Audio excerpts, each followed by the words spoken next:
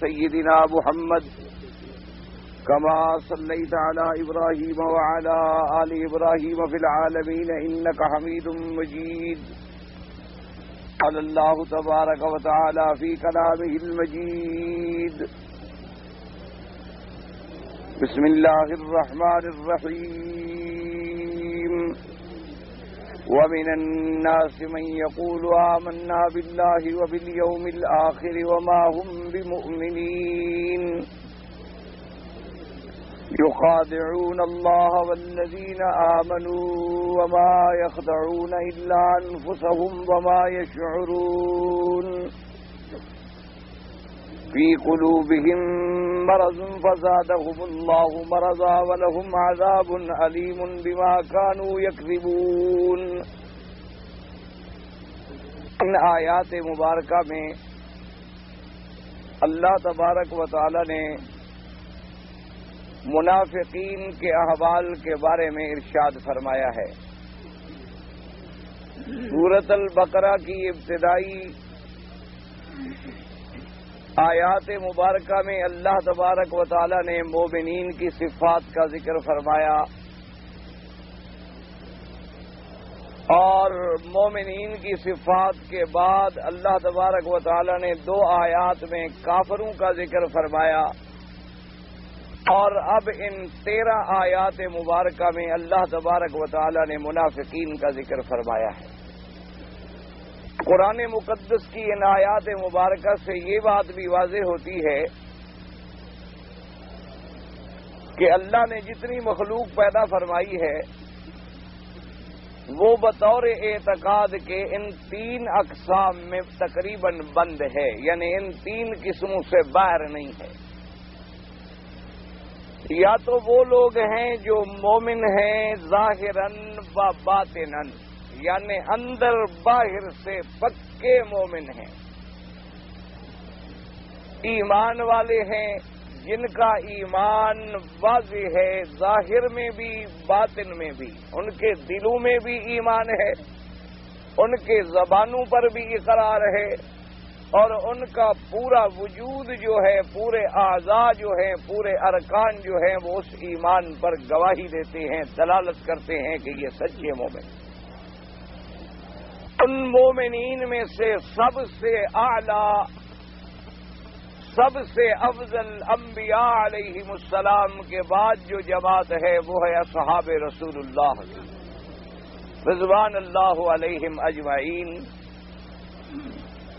کہ جن کے ایمان پر اللہ نے خود قرآن مقدس میں گواہی دی اور جن کو ایمان کا نمونہ پیش فرمایا اور گویا کہ وہ مجسمہ ایمان ہیں، وہ ایمان کا نمونہ اور ماڈل ہیں. ان کے بارے میں قرآن مقدس نے فیصلہ فرما دیا کہ اولئک ھم المؤمنون حقا، وہ سچے اور پکے مومن ہیں. اور اللہ نے فیصلہ فرما دیا کہ ہم نے ان کے دلوں کو مانجا ہے اور امتحان کرنے کے بعد یہ فیصلہ فرمایا ہے کہ یہ پکے ایمان والے ہیں اور انہیں دنیا کے اندر اللہ کی رضامندی کا سرٹیفکیٹ بھی مل گیا، رضی اللہ عنہم ورضوا عنہ.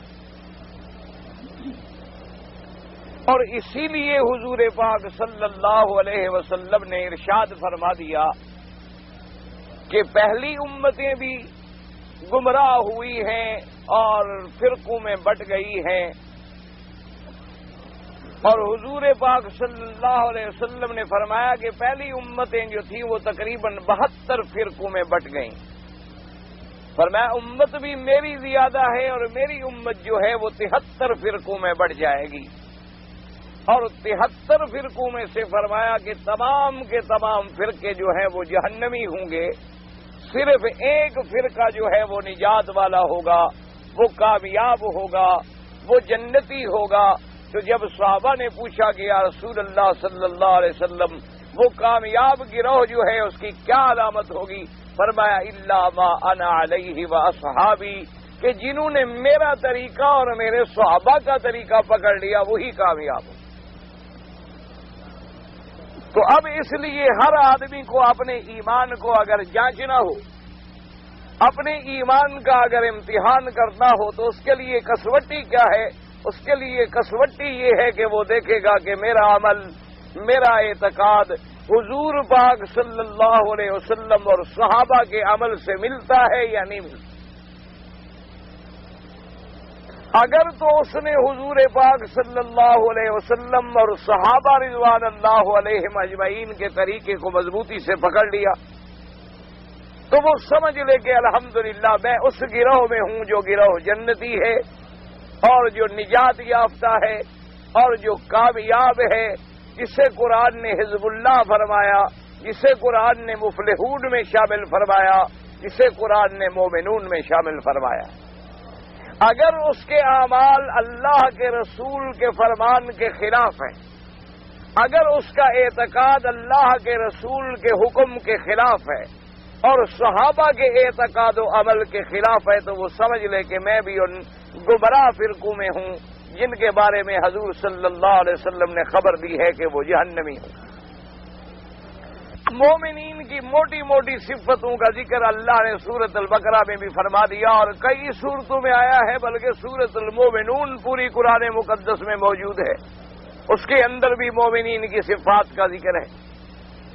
یہاں جو صفتیں ذکر کی گئیں ان میں پہلی صفت تھی ایمان بالغیب، دوسری صفت تھی اقام الصلاۃ، نمازوں کا قائم کرنا، اور تیسری صفت تھی انفاق فی طاعت اللہ، اللہ کے راستے میں اللہ کے حکم کے مطابق خرچ کرنا، اور چوتھی صفت تھی کہ جو اللہ نے اتارا ہے محمد الرسول اللہ پر، والذین یؤمنون بما انزل الیک، جو اتارا ہے نبی کی طرف اس پر ایمان لانا، وما انزل من قبلک، اور جو پہلے اللہ نے کتابیں اتاری ہیں ان پر بھی ایمان لانا، لیکن اجمالاً کہ وہ کتابیں برحق تھیں، اپنے اپنے زمانے میں ان پر عمل ضروری تھا۔ اور آخری بات کیا تھی؟ وبالآخرۃ ہم یوقنون، اور ان کا ایمان ہو آخرت پر، معاد پر، حشر پر اور نشر پر، کہ ہم نے مرنے کے بعد اٹھنا ہے، اللہ کے آگے پیش ہونا ہے، حساب ہوگا، میزان ہوگا، اس کے بعد جو اللہ چاہیں گے جنت اور جہنم کا فیصلہ فرمائیں۔ یہ مومنین کی صفات کا ذکر آ گیا۔ ان کے مقابلے پہ اگلی دو آیات میں ذکر ہے ان الذین کفروا، وہ لوگ جنہوں نے اللہ کے احکام کو بھی نہیں مانا، جنہوں نے حضور صلی اللہ علیہ وسلم کی رسالت کا بھی انکار کیا، جنہوں نے ایمان بالغیب پر بھی عمل نہ کیا، اور جو لوگ اقام الصلاۃ ان ساری صفتوں سے محروم گئے، فرمایا وہ کافر ہیں، اور جن کے کفر کا فیصلہ ہو چکا ہے ان کے لیے ڈرانا یا نہ ڈرانا برابر ہے، وہ ہرگز ایمان نہیں لائیں۔ تو ایک قسم ہو گئی مومن، کھلے ہوئے مومن، کہ جن کا ایمان بالکل واضح ہے، وہ بالکل ظاہر باطن جیسے کہ اصحاب رسول اللہ ہیں صلی اللہ علیہ وسلم رضوان اللہ تعالی علیہم اجمعین، کہ جن کا ایمان اتنا واضح ہے، اتنا پکا ہے، اتنا سچا ہے کہ ان کے ظاہر و باطن کے اندر کوئی فرق نہیں ہے۔ وہ اگر ظاہر میں ہے تو مومن ہیں، باطن میں ہے تو مومن ہیں، سرا میں ہے تو مومن ہیں، ذرا میں ہے تو مومن ہیں، وہ دکھ میں ہے تو ایمان پر ہے، خوشی میں ہے تو ایمان پر ہے۔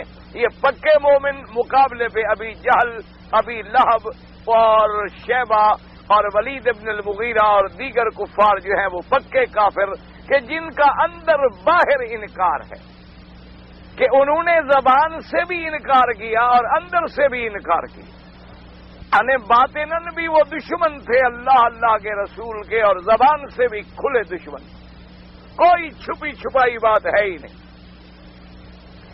یہ دو جماعتیں، اور اس کے بعد ایک تیسری قسم ہے۔ وہ تیسری قسم کیا ہے؟ منافق۔ منافق کا معنی کیا ہے؟ کہ جو ظاہر تو کچھ کرتا ہے لیکن باطن کے اندر کچھ ہے،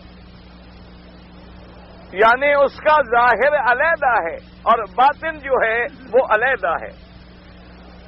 اسی طرح پھر منافقین کی یاد رکھیں دو قسمیں ہیں۔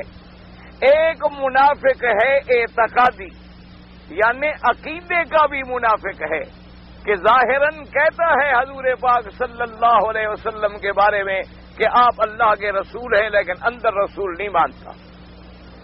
ظاہراً کہتا ہے کہ اسلام حق ہے، لیکن اندر سے اسلام کو حق نہیں مانتا۔ ظاہراً کہتا ہے کہ قرآن بالکل اللہ کی کتاب ہے، لیکن اندر سے قرآن کو نہیں مانتا۔ یہ تو اعتقادی منافق ہے۔ جیسے فرمایا اللہ تبارک و تعالیٰ نے کہ منافق جب آتے ہیں میرے نبی کی خدمت میں تو آ کے کیا کہتی ہیں کہ قالوا نشہد انک لرسول اللہ، کہ ہم گواہی دیتے ہیں تحقیق آپ اللہ کے رسول ہیں۔ اللہ نے فرمایا واللہ یعلم انک لرسول، اللہ تو جانتے ہیں کہ آپ میرے رسول ہیں، لیکن واللہ یشہد ان المنافقین لکاذبون، اللہ بھی عرش سے گواہی دیتے ہیں کہ منافقین اپنے دعوے میں جھوٹے ہیں، یہ جھوٹ کہہ رہے ہیں، ان کے اندر ایمان نہیں ہے۔ یہ اعتقادی منافق ہیں، اور اعتقادی منافقین جو تھے ان کا واسطہ پڑا میرے پاک نبی صلی اللہ علیہ وسلم سے مدینہ منورہ میں۔ مکی زندگی کے اندر یا پکا مومن یا پکا کافر، ایمان تھا تو ابا بکر صدیق رضی اللہ تعالیٰ عنہ کا، ایمان تھا تو جناب سیدنا عمر، سیدنا عثمان، سیدنا علی، سیدنا ابی بکر، سیدنا بلال، عمار ابن یاسر، حضرت صہیب، حضرت خباب ابن الارت، اور اس کے بعد حضرت عمار، اس کی بیوی سمیہ، بالکل پکے مومن حضرت بلال رضوان اللہ علیہم اجمعین، کہ انہیں مصائب میں ڈالا گیا، انہیں بڑے بڑی مصیبتوں میں ڈالا گیا، لیکن وہ اپنے ایمان پہ قائم رہے۔ یعنی آپ اسی سے اندازہ کر سکتے ہیں کہ ایک کمزور عورت ہو، ایک ضعیف مخلوق عورت، بی بی سمیہ رضی اللہ تعالی عنہا ایک عورت ہے اور مقابلے پہ کفر کی طاقت ہے۔ ابو جہل نے پورا زور لگا دیا کہ تم اسلام کو چھوڑ دو۔ بی بی صاحبہ نے کہا کہ سوال پیدا نہیں ہوتا کہ میں اللہ اور اللہ کے رسول کے کلمہ بھرنے کے بعد اور شہادتین کے اقرار کے بعد میں کفر کروں، مجھ سے یہ سوال ہی پیدا نہیں ہوتا۔ ابو جہل نے اسے مارا، قتل کی دھمکی دی، لیکن بی بی صاحبہ اپنے ایمان پہ اسی طرح جمی رہی، حتیٰ کہ ابی جہل نے اتنا ظلم کیا کہ 2 اونٹ منگوائے گئے بڑے سرکش قسم کے، اور بی بی صاحبہ کی ٹانگوں میں رسیاں باندھ کر ان اونٹوں سے باندھا گیا، اور ان اونٹوں کو مختلف سمت میں دوڑایا گیا تاکہ 2 ٹکڑے ہو جائے بی بی، اور اس ظالم نے اپنے ہاتھ سے نیزہ مارا اور بی بی صاحبہ کا جسد 2 ٹکڑے ہو گیا، لیکن زبان پہ لا الہ الا اللہ محمد الرسول اللہ کا اسی طرح شہادت موجود تھی۔ یہ ایمان والے تھے، ایک بالکل اس طرح کے اپنا پہاڑ اپنی جگہ سے ہل سکتا ہے، لیکن یہ مومن اپنی جگہ سے نہ ہل سکے۔ پورے کفر کی طاقت حضرت بلال کو نہیں لا سکی، حضرت سیدنا ابی بکر رضی اللہ تعالی عنہ کو نہیں لا سکی، صحابہ کے ایمان کو متزلزل نہ کر سکی۔ یہ پکے ایمان والے تھے، اور ان کے مقابلے پہ ابی جہل کی پارٹی پکے کفر والی تھی کہ تمام معجزات کو دیکھنے کے باوجود، حضور صلی اللہ علیہ وسلم کو دیکھنے کے باوجود، اور آسمانوں پہ چاند کا 2 ٹکڑے ہونا بھی اپنی آنکھوں سے دیکھ لیا، لیکن حضور صلی اللہ علیہ وسلم کی رسالت کا انکار کرتے۔ اب جب حضور مدینے میں آ گئے اور اللہ نے اسلام کو غلبہ عطا فرمایا، ہمیشہ یاد رکھیں منافق تب پیدا ہوں گے جب قوت ہوگی۔ اگر آدمی کے پاس قوت نہ ہو، خود کمزور ہو، مصیبت میں مبتلا ہو، منافق ہونے کا سوال ہی پیدا نہیں ہوتا۔ جو مصیبت کے وقت میں ملے گا وہ تو کھرا آدمی ملے گا، منافق کے ملنے کا تو کوئی سوال ہی پیدا نہیں ہوتا۔ مار کھانے کے لیے کون ملتا ہے؟ کرسی پہ بیٹھنے کے لیے آدمی منافقت کرتا ہے، اقتدار کے لیے آدمی منافقت کرتا ہے، اپنے حصول اغراض کے لیے آدمی منافقت کرتا ہے۔ مار کھانے کے لیے کون منافقت کرے؟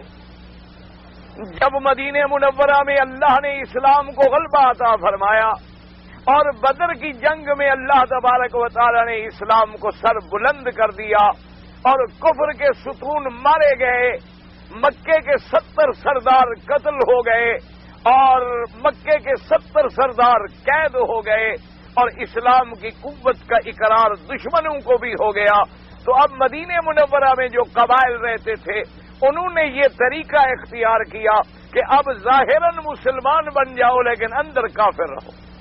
وہاں سے منافقت کی بیماری شروع ہوئی، اور ان کا سب سے بڑا جو تھا وہ عبداللہ ابن ابی تھا۔ مدینہ منورہ کے اندر اوس اور خزرج کے قبائل تھے، اسی طرح یہودیوں کے قبائل تھے، 3 قبائل تھے یہودیوں کے، بنی قینقاع، بنو نذیر اور بنو قریظہ۔ تو اب عبداللہ ابن ابی کا تعلق جو ہے وہ یہود سے تھا اور اصل اوس اور خزرج کے ساتھ تھا، تو اس نے یہ طریقہ اختیار کیا، اپنی ایک جماعت بنا لی، ایک پارٹی بنا لی کہ تم ظاہراً حضور کا کلمہ پڑھو لیکن اندر جو ہے اسی طرح اپنے کفر پہ جمے رہو۔ تو وہاں جب منافقت آئی تو یہ ہے اعتقادی نفاق کہ آدمی ظاہر کرے کہ میں مسلمان ہوں لیکن اندر مسلمان نہ ہو، یہ اعتقادی نفاق۔ ظاہراً کہے میرا قرآن پر ایمان ہے لیکن اندر وہی قرآن پر ایمان نہ ہو، ظاہراً کہے کہ میرا حضور صلی اللہ علیہ وسلم کی رسالت پر ایمان ہے لیکن اندر ایمان نہ ہو، یہ اعتقادی نفاق ہے۔ اور اس کی دوسری قسم کیا ہے؟ عملی نفاق۔ دوسری قسم، ایک قسم ہوئی اعتقادی نفاق اور دوسری قسم کیا ہے؟ عملی نفاق۔ یہ عملی نفاق کا کیا معنی ہے کہ ظاہراً خیر کر رہا ہے لیکن باطن میں شر ہے، ظاہراً اپنے اعمال کو کچھ ظاہر کرتا ہے لیکن باطن کے اندر کچھ ظاہر کرتا ہے۔ لوگوں کے سامنے آئے تو بڑی لمبی لمبی نمازیں پڑھتا ہے اور گھر میں ہو تو کبھی فرض بھی ادا نہیں کرتا۔ لوگوں کے سامنے آئے تو بڑی دین کی باتیں کہتا ہے لیکن گھر کے اندر بے دینی پھیلاتا ہے۔ لوگوں کے سامنے اپنے آپ کو بڑا مولوی، بڑا پیر، بڑا بزرگ، بڑا متقی، بڑا پرہیزگار ثابت کرتا ہے، اور چوں خلوت میں روندہ کار دیگر میں کنن، اور جب علیحدہ ہوتا ہے تو نعوذ باللہ اس کے اعمال کو دیکھ کے شیطان بھی شرما جائیں، تو یہ عملی نفاق ہے۔ اب علماء کرام نے لکھا ہے کتابوں میں کہ جو عقیدے والے منافق تھے، جو یعنی ظاہراً اسلام اور باطناً کفر، وہ تو حضور صلی اللہ علیہ وسلم کے زمانے میں تھے اور مدینہ منورہ میں تھے، جن کے بارے میں اللہ نے قرآن میں خبر دی، جن کے بارے میں اللہ نے سورۃ المنافقون اتاری، جن کے بارے میں اللہ نے سورۃ براء میں ذکر فرمایا، اور جن کے بارے میں اللہ نے اپنے پاک نبی کو ان کے ناموں سے بھی مطلع کر دیا۔ لیکن انہوں نے فرمایا کہ اس دور کے بعد پھر یہ رہا ہے کہ نفاق عملی کا دورہ ہے کہ آدمی بظاہر تو مسلمان ہے، وہ یعنی اندر سے بھی حضور کی رسالت کو مانتا ہے، نبوت کو مانتا ہے، قرآن کو مانتا ہے، کلمہ بھی پڑھتا ہے، لیکن عمل کا منافق ہے، عمل کے اندر نفاق ہے۔ تو یہ عملی نفاق جو ہے اللہ معاف فرمائے، علماء نے لکھا کہ یہ بھی اتنے بڑا گناہ ہے، اتنا بڑا گناہ ہے کہ انسان کو کفر کے کنارے پہ پہنچا دیتا ہے۔ اور اسی طرح وہ ملحدین اور اسی طرح وہ زندیق، یعنی جو ایک آدمی اللہ کے قرآن کو مانتا ہے لیکن اللہ کے قرآن کے ترجمے کو اس طرح بگاڑتا ہے، اللہ کے قرآن کے ترجمہ اس انداز میں کرتا ہے کہ خدا کے حکم کا مفہوم ہی بدل جائے۔ حضور صلی اللہ علیہ وسلم کو مانتا ہے لیکن وہ ترجمہ حدیث مبارک کا اس انداز میں کرتا ہے کہ حضور صلی اللہ علیہ وسلم کے فرمان کا مفہوم ہی بدل جائے، تو وہ اصطلاح علماء میں ملحد کہلاتا ہے اور زندیق کہلاتا ہے، جو اللہ تبارک و تعالیٰ کے احکام، اللہ تبارک و تعالیٰ کی آیات، اللہ تبارک و تعالیٰ کے رسول کے احکام، اللہ تبارک و تعالیٰ کے فرمان کو بدلنے والا ہے۔ تو ان آیات میں اللہ تبارک و تعالیٰ نے منافقین کے بارے میں بہت کھول کے تفصیل سے بیان کیا ہے، حتیٰ کہ ایمان والوں کے بارے میں صرف 4 آیتیں ہیں اور کفر کے بارے میں 2 آیتیں ہیں اور منافقین کے بارے میں 13 آیات ہیں سورۃ البقرہ کی، جن کے اندر اللہ نے تفصیل سے ان کے احوال کا ذکر کیا۔ اور اسی طرح علماء سلف نے لکھا ہے اور علماء موجودہ یعنی عصر کے علماء نے بھی لکھا ہے کہ اگر ہم تاریخ اسلام پر نظر ڈالیں تو اسلام کو کفر نے اتنی نقصان نہیں پہنچایا جتنی منافقین نے نقصان پہنچایا، کیونکہ کفر ایک کھلا دشمن ہوتا ہے۔ آدمی اپنے کھلے دشمن سے اتنا نقصان نہیں اٹھاتا جتنا آدمی آستین کے سانپ سے نقصان اٹھاتا ہے، جو بھائی بن کر ڈسنے والا ہو، جو بھائی بن کر نقصان پہنچانے والا ہو، اس سے زیادہ اسلام کو نقصان پہنچا ہے۔ پورے تاریخ اسلام میں یعنی حضور پاک صلی اللہ علیہ وآلہ وصحبہ وسلم تسلیما کثیرا کثیرا، آپ کے زمانے سے لے کر پھر صحابہ کا زمانہ، تابعین کا زمانہ، تبع تابعین کا زمانہ، اور موجودہ دور میں بھی اسلام کفر سے اتنا خائف نہیں ہے، اتنا نقصان کفر نے نہیں پہنچایا جتنا نقصان اسلام کو ہمیشہ منافقوں نے اور ان لوگوں نے پہنچایا ہے جو اسلام کا لبادہ اوڑھ لیتے ہیں، اسلام کا پردہ اختیار کر لیتے ہیں اور اندر سے اسلام کے دشمن ہوتے ہیں۔ اسی طریقے سے دیکھ لیں کہ حضور پاک کے زمانے میں اسلام چھا گیا، اللہ نے اسلام کو غلبہ دیا، مشرکین مکہ کی قوت کو ہمیشہ کے لیے نیست و نابود کر دیا۔ پورا عرب الحمدللہ تقریباً مکہ مکرمہ اور طائف، اسی طریقے سے حوالی مکہ المکرمہ، مدینہ المنورہ، اسی طرح سے خیبر، بدر، تبوک اور بہت دور دور تک حضور کے زمانے میں اسلام غالب آ گیا۔ پھر سیدنا صدیق رضی اللہ تعالیٰ عنہ کا دور آیا تو اور اسلامی فتوحات ہوئے۔ پھر سیدنا عمر رضی اللہ تعالیٰ عنہ کا دور آیا تو اور فتوحات ہوئے۔ سیدنا عثمان رضی اللہ تعالیٰ عنہ کا دور آیا اور اسلام آگے بڑھا، حتیٰ کہ 22 لاکھ مربع میل پہ اسلام کا پرچم لہرا گیا۔ 22 لاکھ مربع میل پہ اسلام کی حکومت قائم ہوئی، اور مشرق سے مغرب تک، اور صحابہ رضوان اللہ تعالی علیہم اجمعین نے غور کر کے آپ دیکھیں کہ کہاں اسپین ہے اور کہاں چین ہے اور کہاں آپ کا تاجکستان اور قازقستان ہے، کہاں آپ کا تاشقند ہے۔ اسی طرح سے آپ اندازہ فرماتے جائیں، یعنی شرق سے غرب، شمال سے جنوب تک اسلام کا پرچم لہرا گیا، اور پوری کفر کی طاقتیں اسلام کے زیر نگی آ گئی۔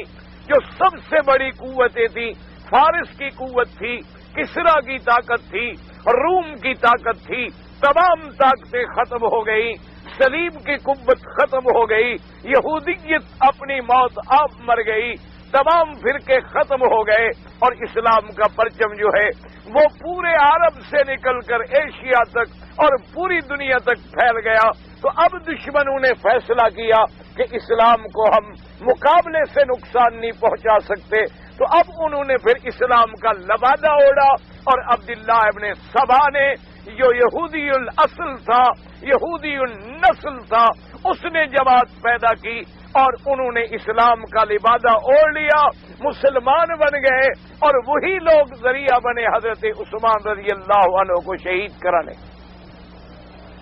اور وہیں سے پھر دیکھ لیں آپ کے جو جنگیں شروع ہوئی، سیدنا عثمان رضی اللہ تعالیٰ عنہ کو مدینۃ الرسول میں شہید کیا گیا، سیدنا عثمان رضی اللہ تعالیٰ عنہ کو حضور کے پاک شہر میں مدینہ منورہ میں مظلوم شہید کیا گیا، انہیں گھر میں بند کیا گیا، ان کا محاصرہ کیا گیا، ان کا پانی بند کیا گیا، ان کو حرم آنے کی اجازت نہیں تھی۔ ان کے لیے جس شخص نے پورے مدینے والوں کو پانی پلایا تھا، آج اپنے پانی پینے کے لیے ترس رہا تھا، اس کو مظلوم حالت میں شہید کیا گیا، قرآن پڑھتے ہوئے شہید کیا گیا۔ اور کرنے والے کون لوگ تھے؟ جو ظاہر مسلمان تھے، ظاہر مسلمان بنے ہوئے تھے۔ اور جو حضرت عثمان رضی اللہ تعالیٰ عنہ کی شہادت ہوئی، اس کے فوراً بعد حضرت علی رضی اللہ تعالیٰ عنہ کی بیعت کرنے والے بھی وہی لوگ تھے جنہوں نے سب سے پہلے حضرت علی رضی اللہ تعالیٰ عنہ کو اپنی وفاداریوں کا یقین دلایا۔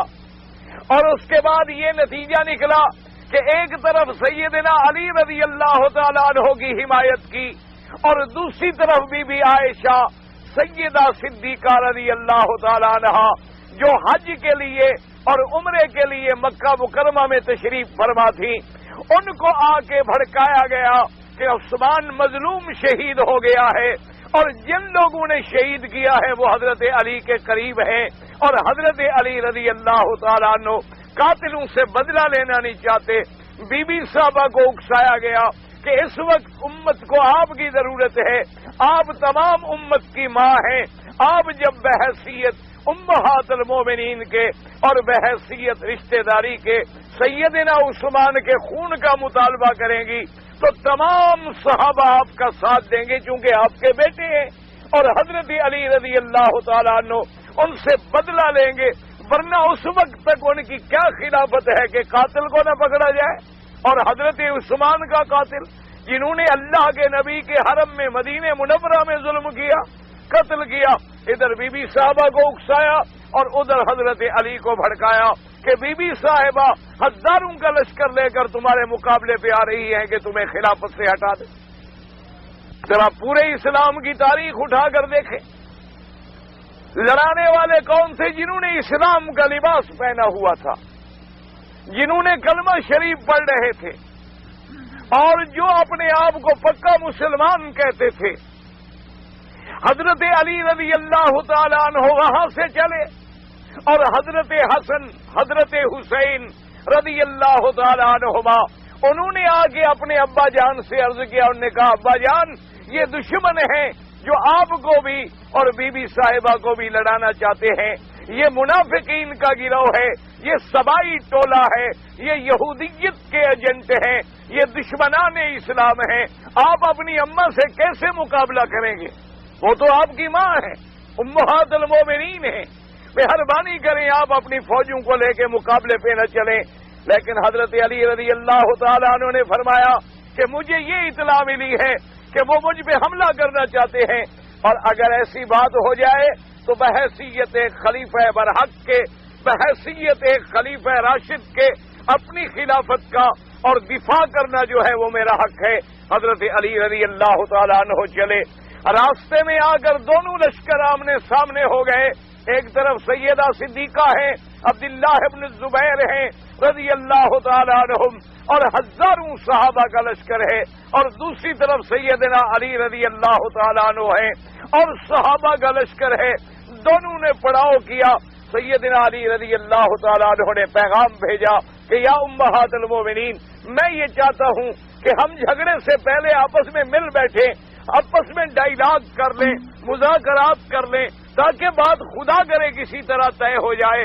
بی بی صاحبہ نے قبول فرما لیا، درمیان میں خیمہ لگایا گیا، ماں بیٹے کی ملاقات ہوئی۔ انہوں نے پوچھا کہ اماں جان آپ کیا چاہتی ہیں؟ انہوں نے کہا میں تو کچھ بھی نہیں چاہتی، صرف ایک مطالبہ ہے کہ سیدنا عثمان کے قاتلوں سے شریعت کے مطابق قصاص کا بدلہ لیا جائے، اور تو ہم کچھ نہیں چاہتے۔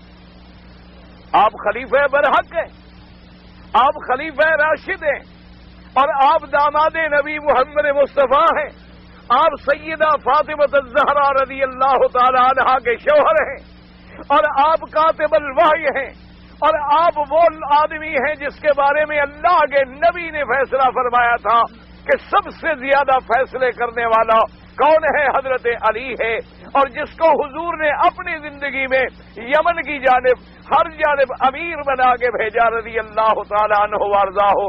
اماں نے فرمایا آپ میرے بیٹے ہیں، ہمیں نہ خلافت سے غرض ہے، نہ اقتدار سے غرض ہے، نہ کرسی سے غرض ہے، ہمیں تو صرف ایک ہی مطالبہ ہے کہ جن لوگوں نے اللہ کے نبی کے حرم کی حرمت کو تہو بالا کر ڈالا ہے، مدینے کی بے حرمتی کی ہے، اور مظلوم سیدنا عثمان کو ان کے گھر میں قرآن پڑھتے ہوئے قرآن مقدس پہ شہید کیا، ان کی داڑھی مبارک کو پکڑا گیا، ان کی پسلیوں پہ کودتے رہے، ان کا جنازہ رکھا رہا، دفن کرنے کی اجازت ظالم نہیں دے رہے تھے، تو وہ لوگ آج آپ کے قریب ہیں، آپ ان سے پہلے قصاص لیں، ان کو قرآن کے مطابق سزا دیں، اور اس کے بعد آپ بیٹھے، ہم تو آپ کے تابع ہیں۔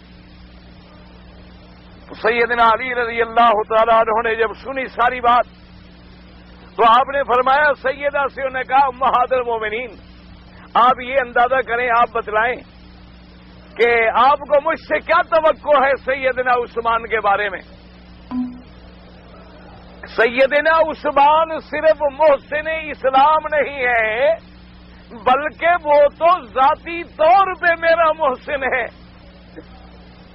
کہ جب سیدہ فاطمہ الزہرا سے نکاح کا مرحلہ آیا، حضرت علی نے فرمایا کہ میرے گھر میں تو ایک کوڑی بھی نہیں تھی، حضور نے رشتہ منظور فرما لیا اور میں مسجد نبوی میں اداس بیٹھا ہوا تھا، حضرت عثمان گزرے، انہوں نے فرمایا کہ کیا بات ہے حضرت علی رضی اللہ تعالیٰ عنہ، آپ کیوں محزون بیٹھے ہیں؟ تو حضرت علی نے عرض کیا کہ حضرت عثمان حضور نے اپنی لخت جگر کا رشتہ قبول فرما لیا ہے سیدہ فاطمہ الزہرا کا، لیکن میرے گھر میں کچھ بھی نہیں ہے، میں نے 2 اونٹنیاں پالی تھیں کہ ان پہ میں لکڑیاں اٹھا کے پیسے اکٹھے کروں گا، لیکن حضرت سیدنا حمزہ نے میری اونٹنیاں بھی ذبح کر ڈالی، اب میرے گھر میں کوئی چیز بھی نہیں ہے، میں شادی کیسے کروں؟ اور بنت رسول سے شادی ہے۔ تو حضرت عثمان نے مجھے سینے سے لگایا اور فرمایا کہ علی کیوں گھبرا رہے ہو، شادی تیری ہوگی دولت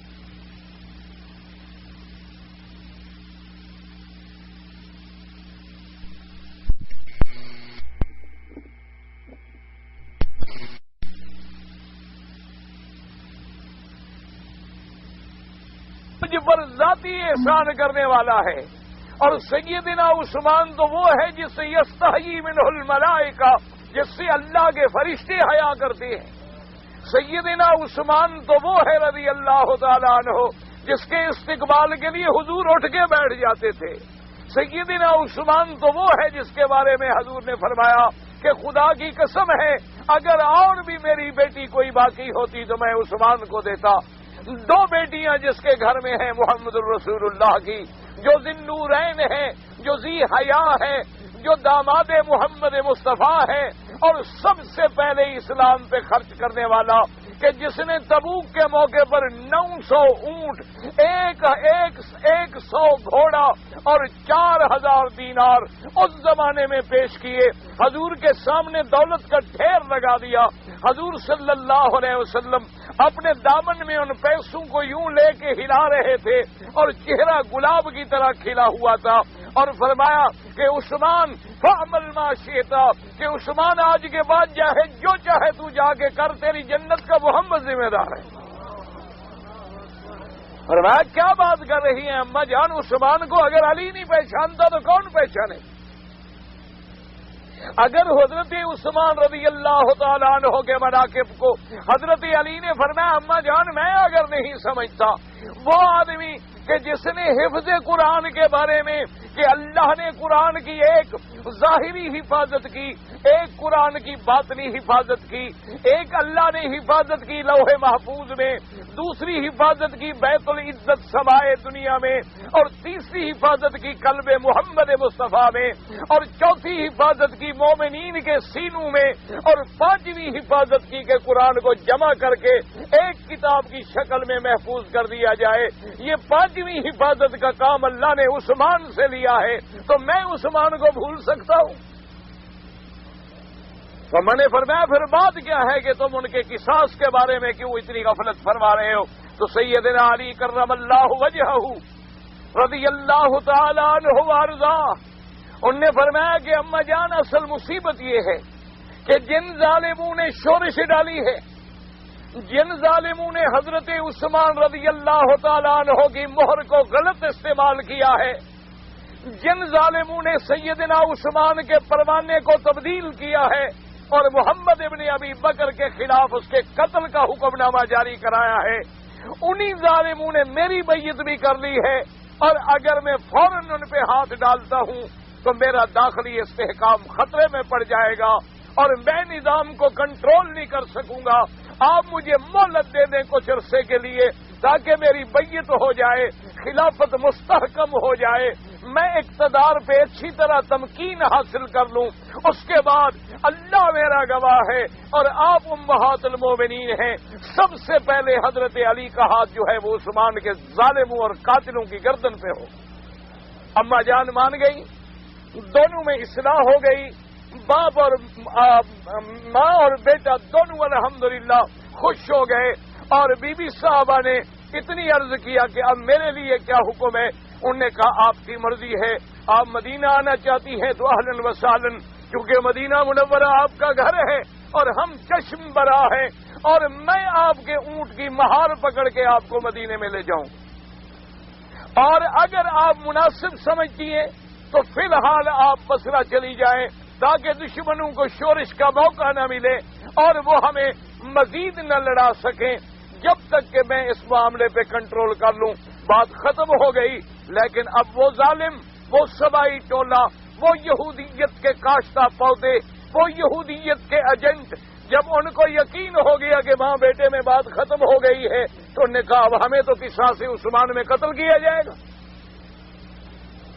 تو انہوں نے فوراً اسکیم بدلی۔ یہ ہیں وہ لوگ جو اسلام کا لبادہ اوڑھ کے اسلام کو قتل کرتے ہیں، اسلام کا نام لے کر اسلام کے دشمن بنتے ہیں، قرآن کا نام لے کر انکار حدیث کرتے ہیں، اور اسی طرح وہ لوگ ہوتے ہیں جو حضور کا نام لے کر اللہ کی توحید کا انکار کرتے ہیں۔ یہ سب اسلام کے نام پر دھوکہ دینے والے گروہ ہیں۔ اللہ تبارک و تعالیٰ ان کے فتنوں سے محفوظ رکھے۔ اب دیکھیں، ایک طرف سیدنا علی کے ساتھ یہ حمایت ہے، اور دوسری طرف انہوں نے رات کو بیٹھ کے ایک فیصلہ کر لیا اسی وقت، اور وہ کوئی 60 یا 70 آدمی تھے، اس سے زیادہ بھی نہیں، یعنی آپ اندازہ فرمائیں کہ ہزاروں کا لشکر ہے صحابہ کا، لیکن منافقین اور وہ لوگ جو اسلام کے قاتل ہیں ان کی تعداد کیا تھی؟ کوئی 60 یا 70 کے درمیان، صرف اتنے آدمی۔ لیکن آپ جانتے ہیں کہ آگ لگانی ہو تو ایک بچہ بھی جا کر بلڈنگ کو جلا سکتا ہے، لیکن اگر بلڈنگ بنانی ہو تو پھر ہزاروں مزدور چاہیے، معمار چاہیے، انجینئر چاہیے، مٹیریل چاہیے، ٹائم چاہیے، وقت چاہیے۔ لیکن اگر آگ لگانی ہو تو ایک تیلی پھینکنے سے بڑی سی بڑی بلڈنگ جل جائے گی۔ ان لوگوں نے کیا کیا کہ انہوں نے آپس میں فیصلہ کر لیا کہ رات کو جب سب خواب غفلت میں ہوں سو جائیں، کیونکہ اب تو اطمینان ہو گیا، دونوں فریق مطمئن ہو گئے، دونوں کے دل الحمدللہ صاف تھے، دونوں کے دلوں میں ایمان تھا، دونوں کے دلوں میں صداقت تھی، مطمئن ہو کے سو گئے۔ انہوں نے کہا کہ آدھے آدمی بی بی عائشہ کے لشکر میں چلے جائیں اور آدھے آدمی حضرت علی کے لشکر میں چلے جائیں، اور وہاں وہ جا کر قتل عام شروع کر دیں اور شور یہ مچائے کہ علی کی فوج آ گئی ہے، اور جو حضرت علی کے لشکر میں آئے وہ یہ شور مچائے بی بی عائشہ نے حملہ کر دیا۔ اندھیری رات تھی، ان ظالموں نے اسی طرح اپنی جماعتوں کو تقسیم کر کے دونوں فوجوں میں حملہ کرایا۔ نتیجہ یہ نکلا کہ جو جاگتا گیا سنتا گیا، حضرت علی نے حملہ کر دیا، وہ سنے بی بی عائشہ نے حملہ کر دیا، دونوں طرف سے صحابہ اٹھتے گئے، تلواریں پکڑتے گئے، 10,000 اصحاب رسول اللہ شہید رضی رضوان اللہ علیہم اجمعین۔ 1 2 نہیں، 2 4 نہیں، 500 نہیں، 10,000 اصحاب رسول اللہ رضوان اللہ تعالی علیہم اجمعین، اور 10,000 وہ مومنین جنہوں نے ایمان میرے مدنی کی گود میں بیٹھ کے سیکھا تھا، حضور کے ہاتھوں پہ جنہوں نے بیعت کی تھی، جنہوں نے قرآن اترتے ہوئے دیکھا تھا، جنہوں نے حضور کے پیچھے نمازیں پڑھی تھی، وہ بھی ان منافقوں کے دھوکے میں آ گئے۔ آپ اور ہماری کیا طاقت ہے؟ آپ اور ہم جیسے کمزور مسلمانوں کا کیا حال ہو سکتا ہے؟ اس لیے میرے عزیز، آپ دیکھیں کہ اسلام کو نقصان ہمیشہ منافقین نے پہنچایا۔ ایک طرف یوں پیدا کیا اور ایک طرف سیدنا علی رضی اللہ تعالی عنہ کے خلاف ایک جماعت پیدا کر لی کہ کمال کرتے ہو، حضرت علی تو خود دین سے ہٹ گیا۔ اندازہ کریں، حضرت علی نعوذ باللہ دین سے ہٹ گیا۔ انہوں نے کہا جی کیسے؟ انہوں نے کہا اس نے تو حضور کا انکار کر دیا، حضور کی بیٹی پر دوسری عورت سے شادی کر لی، حضور صلی اللہ علیہ وسلم کی بیٹی کو دکھ پہنچایا، حضور کی بیٹی سے مشکیزیں پانی کے بھرواتا رہا، حضور کی وفات کے بعد بی بی فاطمہ الزہرا 6 مہینے صاحب فراش رہی، اور اس نے رات کو جنازہ پڑھ کے دفن کر دیا تاکہ کسی پر جو بی بی صاحبہ کو تکلیفیں پہنچی تھی کوئی راز ظاہر نہ ہو سکے۔ تو خوارج کا فتنہ پیدا کیا، جنہوں نے حضرت علی رضی اللہ تعالیٰ عنہ کا چین حرام کر دیا اور ساری زندگی سیدنا علی رضی اللہ تعالیٰ عنہ کے خلاف برسرے پیکار ہو گئے، تو یہ وہ اصل فتنے ہیں جنہوں نے اسلام کو نقصان پہنچایا۔ ہمیشہ اصول ہوتا ہے، یاد رکھو، دشمن تو دشمن ہے۔ ہمارے حضرت بزرگ گزرے ہیں شیخ محمد علی جلندری رحمت اللہ علیہ، بڑے عالم تھے ختم نبوت کے۔ وہ ایک چھوٹی سی مثال دے کے سمجھایا کرتے تھے، فرماتے تھے کہ بیٹا، کوئی آدمی بازار میں اگر دودھ بیچ رہا ہو اور آدمی اس سے دودھ لینے کے لیے جائے کہ مجھے 1 کلو دودھ ضرورت ہے، لیکن دودھ والا کہے کہ 1 کلو دودھ تب لوں گا کہ 1 پاؤ پانی بھی ساتھ خریدو، تو کوئی خریدے گا؟ کوئی بھی نہیں خریدے گا۔ وہ کہے گا پاگل ہو گیا، پانی میں کیوں خریدوں؟ بھی پانی تو مفت مل رہا ہے، نل سے لے لوں گا، پانی کے پیسے میں کیوں بھروں؟ اگر اسی پانی کو وہ دودھ میں ملا دے تو پھر مولوی مکی بھی خرید لے گا، بڑے سے بڑا عقل والا بھی خرید لے گا، کیونکہ وہ پانی اب دودھ میں مل گیا ہے، اب نظر نہیں آ رہا ہے۔ اس لیے کفر کبھی اسلام کو دھوکہ نہیں دیتا، کفر کبھی اسلام کا مقابلہ نہیں کر سکتا، کفر کبھی اسلام کے سامنے دیوار نہیں بن سکتا، لیکن جب اس کو اسلام کا لبادہ اڑوا دیا جاتا ہے۔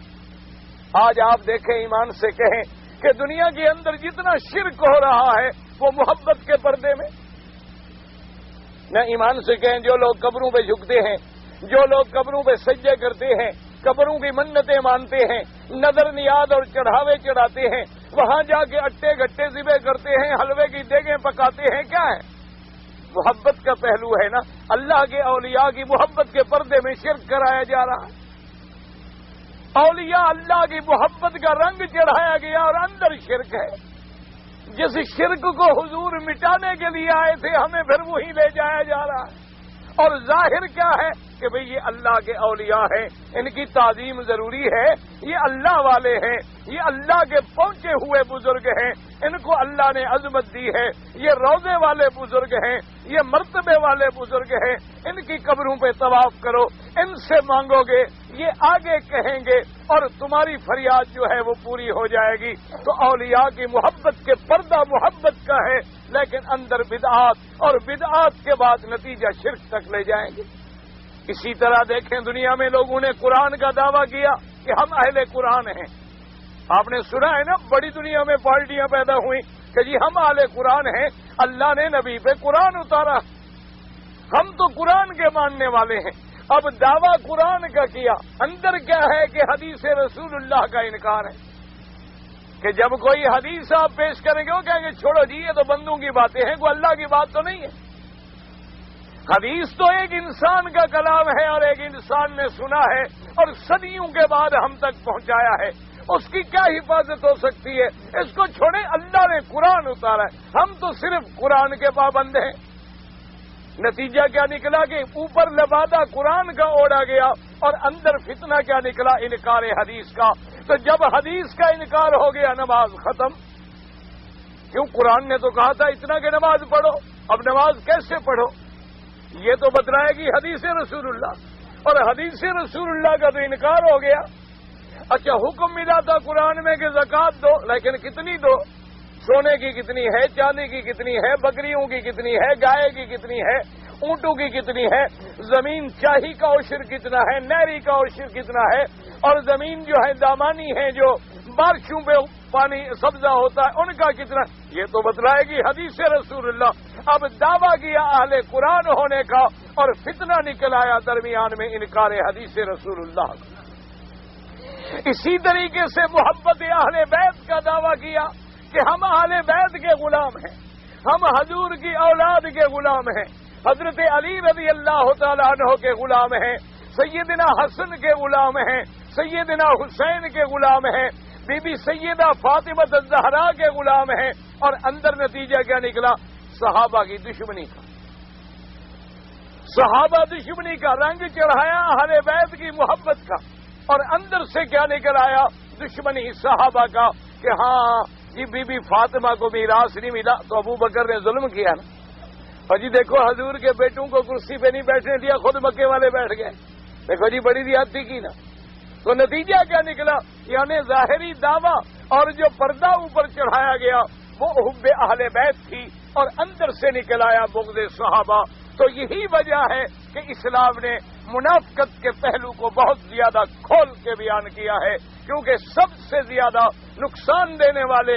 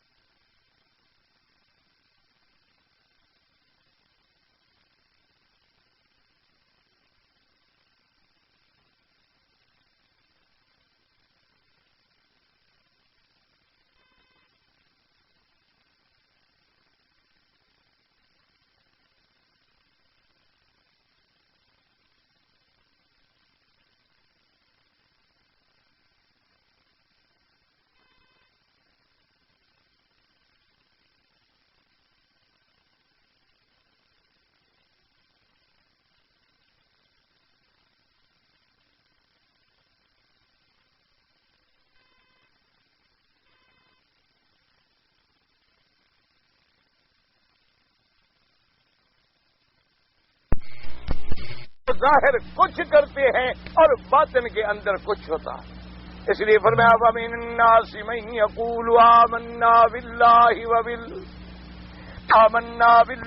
وَبِالْيَوْمِ الْآخِرِ وَمَا هُمْ بِمُؤْمِنِينَ. اللہ نے فرمایا بعض لوگ ہیں جو کہتے ہیں زبان سے کہ ہم اللہ پر اور یوم آخرت پر ایمان لائے. اللہ نے فرمایا وَمَا هُمْ بِمُؤْمِنِينَ، نہیں ہیں وہ ایمان لانے والے. قرآن کے اسلوب کو سمجھیں. جب انہوں نے کہا تھا آمنا باللہ وبالیوم الآخر، قرآن نے یہ نہیں کہا کہ وما آمنو یہ ایمان نہیں لائے، بلکہ قرآن نے فرمایا وما ہم بمؤمنین. وجہ کیا ہے؟ یہ جملہ اتنا بڑا مبالغے کا جملہ ہے اور پھر جملہ اسمیہ ہے. اللہ تبارک و تعالی نے اگر فرماتے کہ صرف ایمان نہیں لائے، فرمایا نانا یہ نہیں ہے ایمان لانے والے. اللہ نے فرمایا میرا مدنی صلی اللہ علیہ وسلم میں علام الغیوب ہوں، علیم بذات الصدور ہوں، میں سرائر کا ضمائر کا جاننے والا ہوں. مجھے ان کے دلوں کا پتہ ہے، مجھے ان کے مستقبل کا پتہ ہے، ان کے ماضی اور حال کا پتہ ہے، ان کی موت تک کی حالات کا پتہ ہے، اور میں خود خدا گواہی دے رہا ہوں کہ یہ نہیں ہے ایمان لانے والے.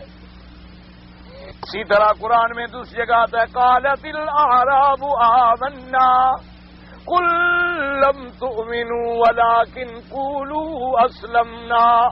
اللہ نے فرمایا کہ بعض اعراب دیہات کے رہنے والے، جنگل کے رہنے والے، بادیا کے رہنے والے آ کے کہتے ہیں کہ ہم ایمان لائے. اللہ نے فرمایا میرا مدنی صلی اللہ علیہ وسلم ان کو کہہ دیں کہ ابھی ایمان تمہارے دلوں میں داخل نہیں ہوا. ابھی تم یہ تو کہہ سکتے ہو کہ ہم نے اطاعت قبول کر لی، ہم نے اپنے آپ کو آپ کے تابع کر دیا، لیکن ایمان کا دعویٰ کرنا مشکل ہے. ایمان کا دعویٰ وہ کرے جو اندر سے بھی مومن ہو، جو باہر سے بھی مومن ہو. اسی لیے پورے قرآن پہ نظر ڈالیں، اللہ نے جہاں جہاں وعدہ فرمایا انتم الاعلون ان کنتم مؤمنین، کہ تم یقیناً سر بلند و شرط یہ ہے کہ تم مومن بن جاؤ. فرمایا کان حقا علینا نصر المؤمنین، ہم پر واجب ہے کہ ہم مدد کریں، لیکن کن کی؟ ان کی جو ایمان والے ہیں. آج بھی پورے عالم میں اسلام پر، مسلمانوں پر جتنے ظلم کے پہاڑ ٹوٹ رہے ہیں، وجہ کیا ہے؟ کہ اسلام کے دعوے کرنے والے تو بہت ہیں اسلام کا نام لینے والے بہت ہیں لیکن ایمان والے بہت تھوڑے ہیں. اس لیے فرماتی ہیں اللہ تبارک و تعالیٰ کی یہ ظاہر جو ایمان لاتی ہیں ان کی وجہ کیا تھی؟ یخادعون اللہ.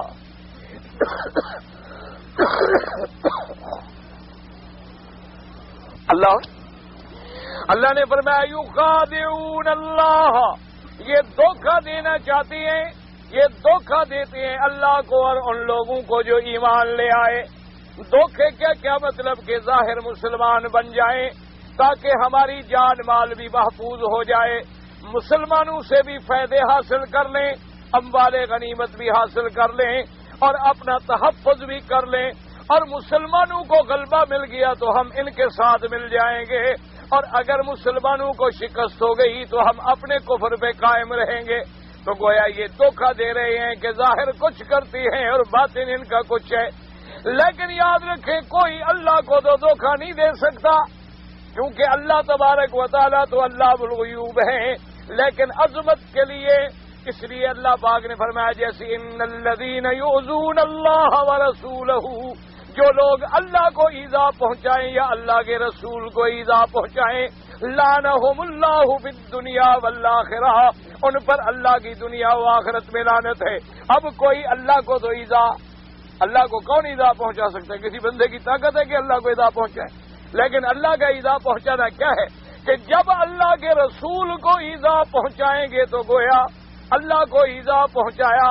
جیسے کہ میرے نبی نے فرمایا کہ میرے صحابہ کو برا نہ کہا کرو، میرے صحابہ سے جو محبت کرتا ہے فبحبی احبہم، اور جو میرے صحابہ سے بغض کرتا ہے گویا وہ مجھ سے بغض کرتا ہے.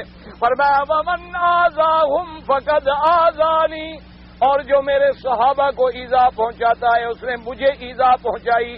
ومن آذانی فقد آذ اللہ، اور جو مجھے ایذا پہنچائے گویا اس نے اللہ کو ایذا پہنچائی. ومن آذ اللہ فیوشک ان یاخذہ، اور جو اللہ کو ایذا پہنچانے کی کوشش کرے گا اللہ اس کو پکڑ لے گا. تو اب بھی مانا کیا ہے؟ جو رسول اللہ کو دھوکہ دینا چاہتے ہیں گویا وہ اللہ کو دھوکہ دے رہے ہیں، جو مومنوں کو دھوکہ دینا چاہتے ہیں وہ گویا اللہ کو دھوکہ دے رہے ہیں. ورنہ بندہ کی کیا طاقت ہے کہ وہ اللہ کو دھوکہ دے سکے؟ اس لیے فرمایا یخادعون اللہ والذین آمنوا. اور اسی میں یہ بات بھی سمجھ لیں، ایک جگہ تو فرمایا تھا ان الذین یؤذون اللہ ورسولہ، جو آدمی اللہ کو ایذا دے اور اللہ کے رسول کو ایذا پہنچائے، وہاں رسول کا ذکر ہے. یہاں کیا ہے؟ یخادعون اللہ والذین آمنوا، جو دھوکہ دیتے ہیں اللہ کو اور ان لوگوں کو جو ایمان والے ہیں. یہاں اللہ نے رسول کا ذکر نہیں کیا بلکہ مومنین کا ذکر کیا تاکہ اصل مسئلہ بھی سمجھ آ جائے کہ بعض جاہل جب یہ آیتیں پڑھتے ہیں بیچارے کہ ان الذین یؤذون اللہ ورسولہ، جس نے اللہ کو ایذا دی اس نے اللہ کے رسول کو ایذا دی، جس نے اللہ کی اطاعت کی اس نے اللہ کے رسول کی اطاعت کی، اور جس نے اللہ کے رسول کی اطاعت کی گویا اللہ کی اطاعت کی، تو وہ نعوذ باللہ جہالت سے یا کم فہمی سے یہ سمجھ لیتی ہے کہ رسول خود خدا ہے، اس کی اطاعت خدا کی اطاعت ہے، اس کی نافرمانی خدا کی نافرمانی ہے، اس کو ایذا پہنچانا خدا کو ایذا پہنچانے کے برابر ہے. تو معلوم یہ ہوا نعوذ باللہ کہ ظاہر میں نبی ہے اندر میں خدا ہے. اس لیے اللہ پاک نے یہاں والذین آمنوا فرما دیا کہ کوئی آدمی غلط عقیدہ نہ پیش کر سکے، بلکہ معنی یہ ہے کہ اگر ایمان والے کو بھی نقصان پہنچاؤ تو گویا اللہ کو نقصان پہنچا رہے ہو. یہ نہیں، اللہ ہوتا ہے، نبی ہوتے ہیں، ایمان والے ہوتے ہیں. اس لیے فرمایا یخادعون اللہ والذین آمنوا، فرمایا وما یخدعون الا انفسهم وما یشعرون. اللہ نے فرمایا کہ میرا مدنی صلی اللہ علیہ وسلم یہ سمجھتے ہیں منافق کہ ہم مومنوں کو دھوکہ دے رہے ہیں، حالانکہ یہ کسی کو دھوکہ نہیں دے رہے، یہ اپنے آپ کو دھوکے میں ڈال رہے ہیں. کیوں؟ یہ سمجھ رہے ہیں کہ اس طرح ہم دھوکہ دیں گے، لیکن اللہ تو ان کے راز کھول دے گا. اللہ تبارک و تعالی آخر منافق تو کھل جاتا ہے نا. آپ نے دیکھا نہیں ہے دنیا میں کہ جو لوگ ادھر کی ادھر سنائیں ادھر کی ادھر سنائیں، جب دونوں پر باتیں ہو جاتی ہے تو وہ اکیلا بن کے لانتی بیٹھے ہوتا ہے، پھر وہ بھی لانت بھیجو گا، اچھا اس نے لڑایا تھا، اچھا اسی نے لڑایا تھا۔ اللہ نے فرمایا جب ہم کھول دیں گے مذبذبین بین ذالک لا الہ الا ولا الہ الا ومن یضلل اللہ فلن تجد له سبیلا، فرمایا کہ منافقوں کا حال یہ ہوگا، نہ ادھر کے رہیں گے نہ ادھر کے رہیں گے۔ کیوں؟ جس کو اللہ گمراہ کرے اسے کوئی راستہ نہیں دکھا سکتا۔ اللہ نے فرمایا ان کو بھی عقل نہیں، ان کو بھی شعور نہیں، ان کو بھی سمجھ نہیں۔ جب ہم ان کے نفاق کا پردہ چاک کر دیں گے، جب ہم ان کی منافقت کو کھول دیں گے، جب ہم اپنے نبی پاک پہ واضح کر دیں گے، اس وقت کیا نتیجہ نکلے گا؟ نہ ان کو مسلمان پناہ دیں گے نہ کافر پناہ دیں گے۔ اسی لیے فرمایا ان المنافقین فی الدرک الاسفل من النار، اور قیامت والے دن بھی جہنم کا جو سب سے نچلا طبقہ ہے، جو سب سے نچلا درجہ ہے، سب سے زیادہ عذاب والا، اس میں منافقین کو ڈالوں گا۔ تو دعا کریں اللہ پاک تمام مسلمانوں کو صحیح ایمان نصیب فرمائے، نفاق اعتقادی سے بھی بچائے، نفاق عملی سے بھی بچائے، اور اللہ تبارک و تعالی عالم اسلام پہ اپنی رحمت نازل فرمائے۔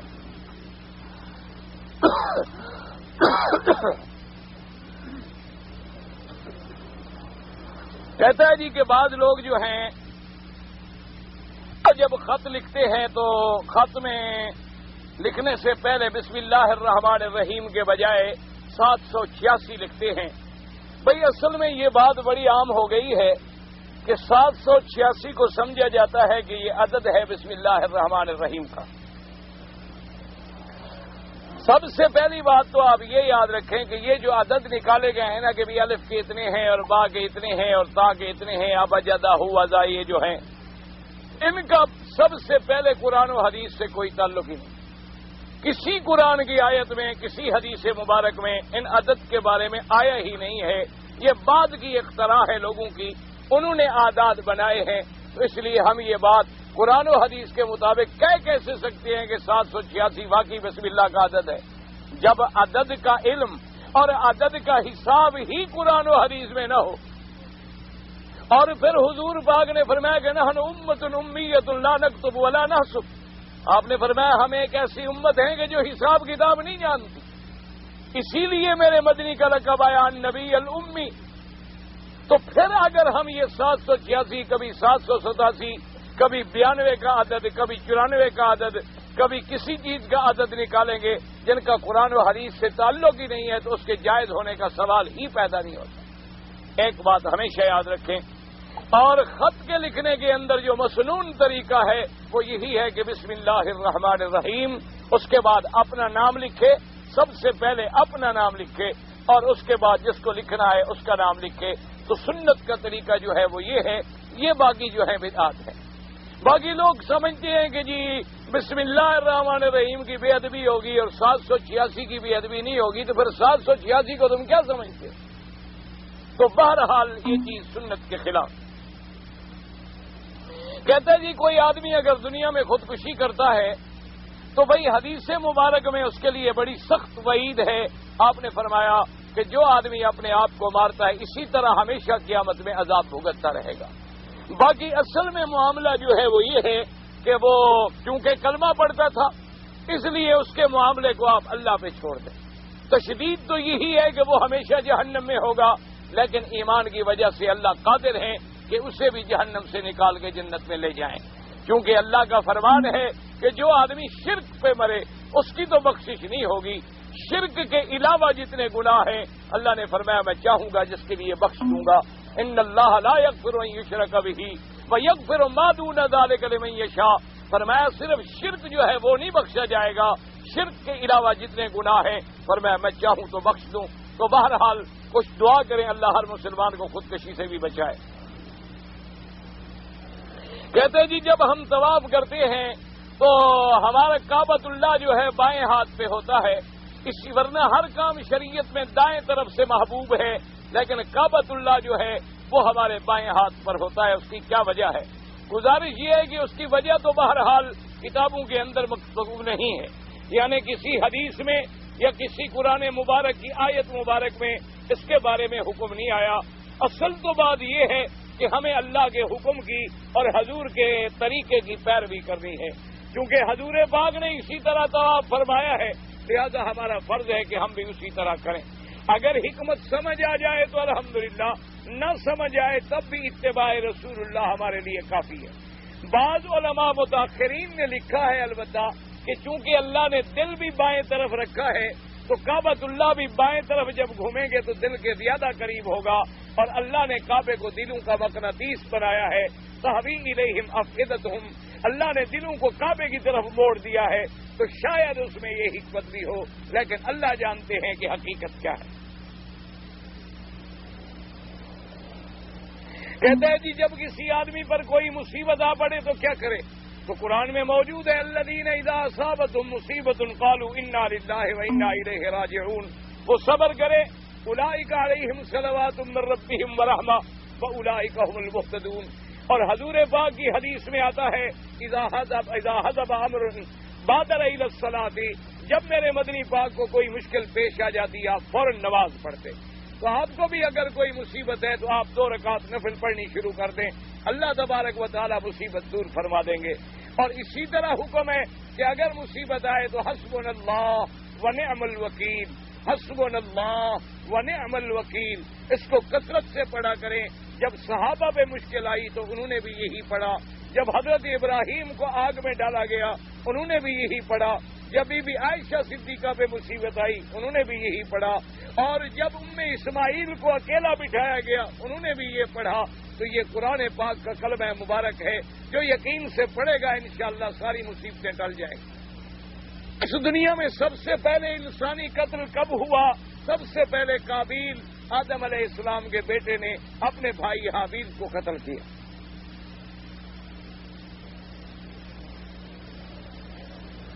میں نے پہلے عمرہ کیا اور سر پہ اس طرح پھروا دیا، اب اگر میں دوسرا عمرہ کرنا چاہوں اور بال نہ ہوں تو بہرحال بال نہ بھی ہوں تب بھی آپ کو اس طرح پھروانا ہوگا، ورنہ اتنا وقفہ کر لیا کریں درمیان میں کہ بال نکل آئے۔ روز عمرہ کرنا کوئی ضروری تو نہیں ہے، آپ اس سے زیادہ طواف کریں، طواف زیادہ افضل ہے مکے میں رہتے ہوئے عمرہ کرنے سے۔ ایک وہ عمرہ ہے جو آپ اپنے ملک سے کرتے ہیں، اس کا بہت بڑا ثواب ہے، یا آپ مدینہ منورہ سے کریں گے، یا دعا کریں اللہ رمضان میں عمرہ نصیب کرے۔ حدیث مبارک میں آتا ہے کہ رمضان کا عمرہ تو حج کے برابر ہے، اور ایک حدیث مبارک میں آتا ہے کہ رمضان کا عمرہ جو ہے وہ اس حج کے برابر ہے گویا اس نے اللہ کے نبی کے ساتھ حج کیا ہو۔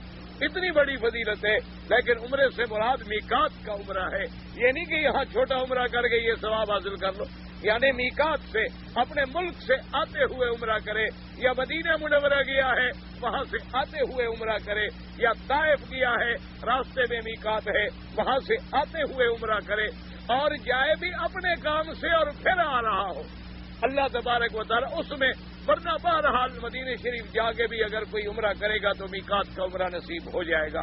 اور چھوٹا عمرہ جو ہے وہ جائز ہے، لیکن افضل اس سے زیادہ طواف ہے، جتنی دیر آپ عمرے میں لگائیں اتنی دیر طواف میں لگائیں۔ بال ہوں یا نہ ہوں سر پہ اس طرح پھروانا ہوگا، اگر بال بڑے ہیں تو کم از کم چوتھا حصہ بالوں کا کٹ جائے۔ جو لوگ یہ 2-3 بال کٹوا لیتے ہیں بکری دم پڑ جاتی ہے، اور بلا وجہ ایسی غلطی نہ کیا کریں۔ عشاء کی اذان کے بعد جو ہے ہم طواف کریں یا سنتیں پڑھیں، جو مرضی آئے کریں، لیکن بہرحال اس میں کوئی شک نہیں کہ نفلی عبادت میں طواف کا زیادہ ثواب ہے، لیکن سنت کا ثواب نفل سے لازمی بات ہے کہ زیادہ ہے، یعنی جب آپ نفلی عبادت دیکھیں گے تو اس میں افضل جو ہے وہ طواف۔